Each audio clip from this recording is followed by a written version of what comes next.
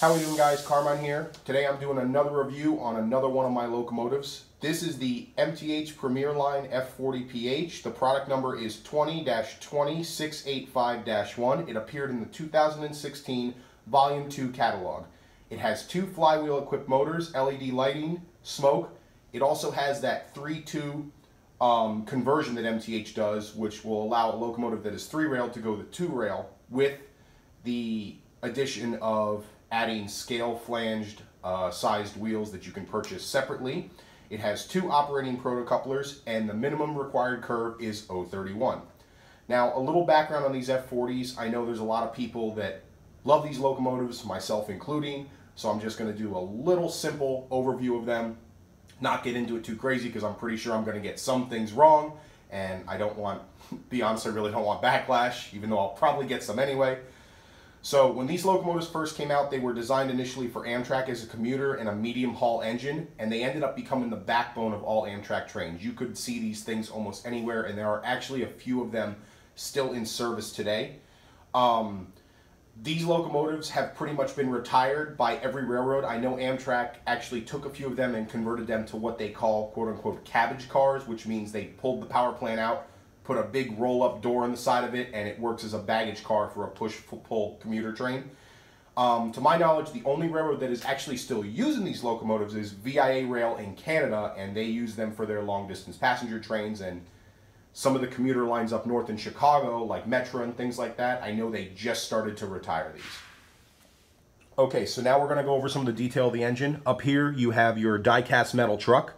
You have your operating protocoupler, separately applied metal handrails, lighted number boards, marker lights, a die-cast metal horn, some more add-on grab rails up here, a couple little sand dome fills, engineer and fireman figures on each side. You do have a cab door that opens and closes, and it is spring-loaded, so it will snap back shut. You have separately applied lift rings, which personally I really like the way MTH does that they're not molded in, but it's a Premier Line engine, so what else would you expect? You also have a door about halfway up the side that does open and close. It does snap back shut. These wonderful separately applied handrails in the white, I think they contrast really well and I absolutely love them. You do also have two functioning ditch lights that when you blow the horn they do alternate. And you have the operating strobe lights on the top that flash. Now, the one thing I did discover with this engine when it came out of the box is that, like I've said before, I have a ton of MTH trains and I never really have any gripes with them. I might have just had a factory issue, but thank God I resolved it. When I first got the thing and put it on the track and started to let it run, I noticed it was doing kind of like a shimmy, like almost like a wobble. Well, this wheel in the front lead truck set was completely warped. Either that or the axle was warped. In fact, it was so bad when I took the wheel out and would roll it on the track just separately, that thing would wobble like crazy. And to be honest with you, you really didn't see it that much, except I'm neurotic about this stuff and it has to look right. So I went through and ordered a replacement wheel set and installed it myself. No problems now. The other thing is it's got little teeny tiny scale brass sand pipes. I don't know if you guys are going to be able to see these things. Probably not, but they're right here, right here, right here, right here. They're on every truck. Now, I had this at a club layout the first day I got it, and as I'm using it, I notice starting to miss these sandpipes. Like, where are they? Well, I guess they're either glued on there with something, or they're probably like soldered in. Whatever method they used, they didn't stay very well, so they came off. I did happen, luckily, to find them, and now they're secured much better. I put a small little dab of JB Weld, painted it black, so now they're going to be on there and they're not coming off again. Like I said before, this locomotive does have the operating proto-smoke unit. You load the smoke fluid by pouring it right down the smokestack. Up along the top here, you have 4 fans with spinning fan blades inside. Now, they do not spin by the locomotive. They do spin by if you were to like blow air down them or whatever. Alrighty, guys, now this is the back of the locomotive. Here you can see you have the white painted steps, the die-cast metal handrails, as well as the separately applied little safety chain, the operating protocoupler, and detailed tread on the walkway. You have your separately applied metal handrails, operating marker lights, and reverse backup light. This also does have a door on the rear that does open and close, and it snaps back shut to keep it nice and tight. Here's your other die-cast metal trucks and the continuation of the roof fans with more die-cast metal handrails. Alrighty guys, I rotated the engine over. Both sides look identical with the exception of the engineer and the fireman figures and some small separately hand-painted gauges and valves and knobs or whatever here. So I'm not really going to go into detail about this side. It's identical to the other side with the exception of a couple little minute things. But up here you can see the nice crisp Amtrak logo. MTH did a great job with the paint on this thing. When they applied it, I can't really see any flaws in it. It's nice, laser straight, everything looks wonderful. The one thing I will say that I did notice with this is, in my experience, MTH is kind of notorious for this sometimes. In the catalogs, the paint schemes are different, and I realize that. But the thing that was throwing me off from getting this is when this originally appeared in the catalog, the trucks, the fuel tank, and everything were in silver. And that was one of the reasons I initially did not purchase this locomotive. The only reason I ended up getting this locomotive is I went into my local train store, which, by the way, is Ready to Roll Trains. You can check their website at www.readytorolltrains.com.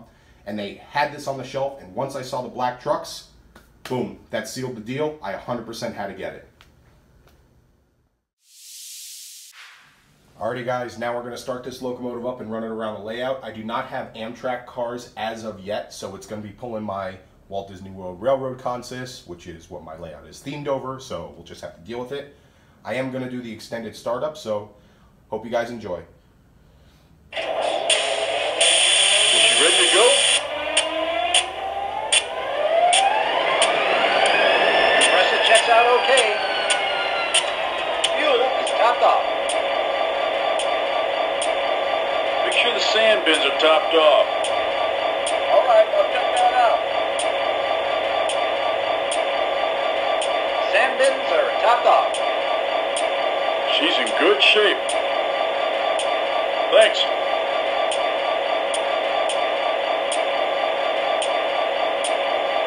Alrighty guys, now this thing is loud. I mean, I can't even express to you how loud it is. It's so loud, it drives my wife absolutely crazy.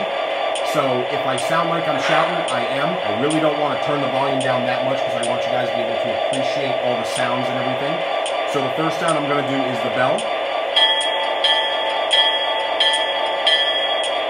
Just a nice, simple, clean bell, pretty much a standard bell that they use on all their diesel locomotives. The next sound I'm going to try is the horn. Now, this doesn't have a quilling horn like some of the Lionels and things do, but as long as you hold the horn button down, the longer the horn will blow. This, however, does have the horn function. So if you're going to go forward, you can hit the soft key. It will do 2 blasts of the horn for forward, 3 blasts for reverse. It will do a single shot, and it will do a crossing horn. So I'm going to do the standard horn right now, and then I will do the crossing horn.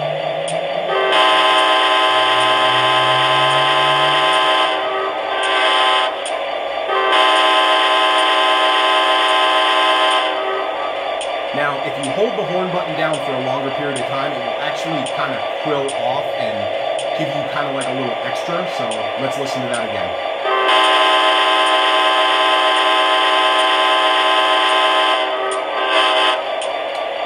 Pretty cool. Now we're going to do the crossing horn. Set to go.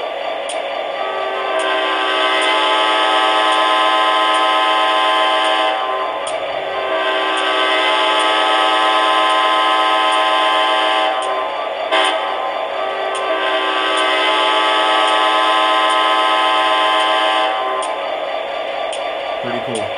Now, if you notice the ditch lights were not on and flashing, that's because the locomotive is not moving. The ditch lights will only turn on and flash if the locomotive is moving forward. Now, you can override that and have the ditch lights on all the time, but I'm leaving it at the factory settings so that when the locomotive is moving forward, the ditch lights will flash.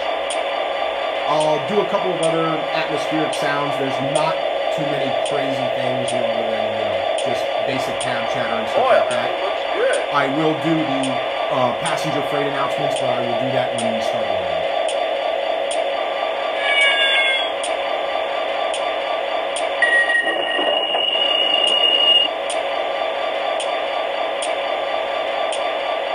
Alrighty, so Now, let's get ready to move it on out.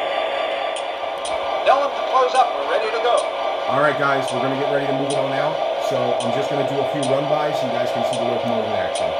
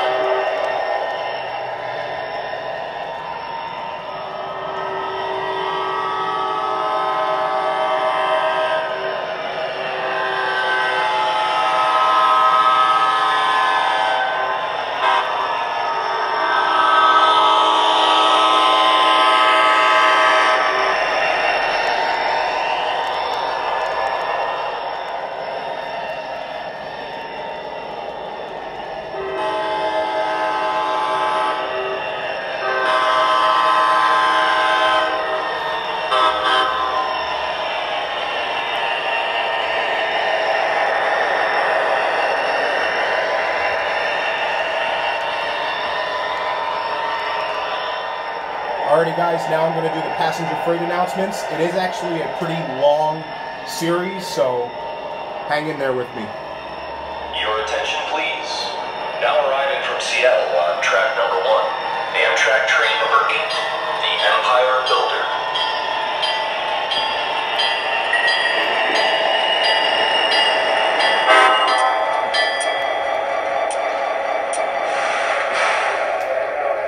This stop's okay. Have a good one. You too.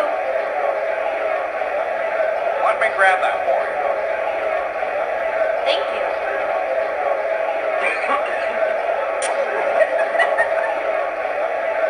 Excuse me, sir. You dropped something. Thank you. Excuse me, do you know what time it is? 10:35. Excuse me, ma'am. Your attention please. This is a final boarding call for Amtrak train number 8, the Empire Builder, to Chicago.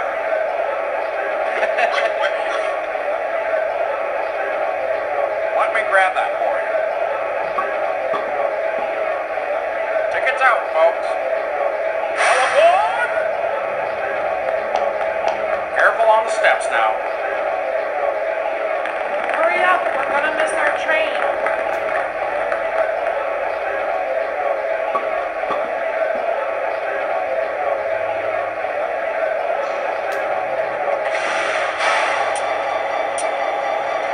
Ready when you are.